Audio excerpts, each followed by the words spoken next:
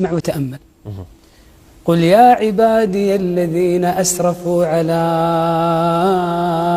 أنفسهم، قل يا عبادي الذين أسرفوا على أنفسهم لا تقنطوا من رحمة الله، لا تقنطوا من رحمة الله، إن الله يغفر الذنوب جميعا، إن الله يغفر الذنوب جميعا، إنه هو الغفور الرحيم. إن الله يغفر الذنوب جميعا، كل الذنوب؟ كل الذنوب يا شيخ. الله عز وجل يقول وهو الذي يقبل التوبة عن عباده ويعفو عن السيئات، حتى لو ما يصلي؟ ويعفو عن السيئات، حتى لو كان عاق لأمه وأبوه؟ ويعفو عن السيئات، حتى لو كان غارق في الربا؟ ويعفو عن السيئات ويعلم ما تفعلون. لا إله إلا الله. شيخ علي، أفجر إنسان مر على الكرة الأرضية، الإنسان الوحيد الذي تكبر وطغى على الله سبحانه وتعالى ونادى بأعلى الصوت وقال أنا ربكم الأعلى، فرعون. نعم.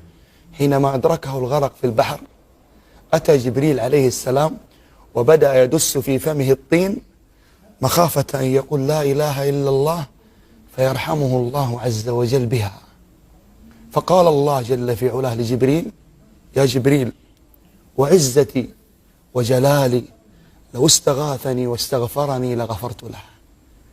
يا غالي، هذه رحمة الله بمن تكبر على أمر الله ونادى وقال أنا ربكم الأعلى، فكيف هي رحمة الله بمن أقبل على الله منكسرا تائبا باكيا يرجو ما عند الله جل في علاه. الله أكبر. شيخ علي، من رحمة الله عز وجل أن الله تبارك وتعالى هو ينادي الشخص لأن يتوب إلى الله. قالت رسلهم أفي الله شك، قالت رسلهم أفي الله شك فاطر السماوات والأرض يدعوكم ليغفر لكم من ذنوبكم، يدعوكم ليغفر لكم من ذنوبكم. سبحانه، هو يدعونا. الله عز وجل يقول فقلت استغفروا ربكم، ماذا قال بعدها؟ إنه كان غفارا وإن عظمت الذنوب. الله، وصيغة غفارة يعني مو شوف غفار. يا الله، وإن عظمت الذنوب. أوحى الله إلى داود الله يا داود لو يعلم المدبرين عني كيف انتظاري لهم، والله، ورفقي إلى ترك معاصيهم لماتوا شوقا إلي ولتقطعت أوصالهم من محبتي. الله. يا داود هذه إرادتي في المدبرين عني، فكيف إرادتي في المقبلين إلي؟ الله. فرحمة الله عز وجل واسعة. من الذي يدخل ويقبل إلى هذه الرحمة؟